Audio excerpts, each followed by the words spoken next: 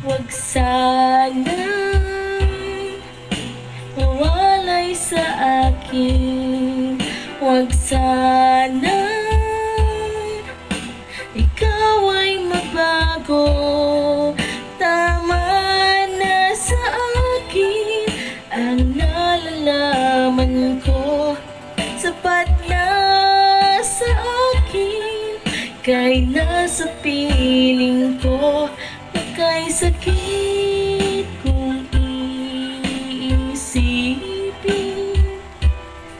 na iba na ang iyong damdamin. Kaya't mabuti pa huwag alamin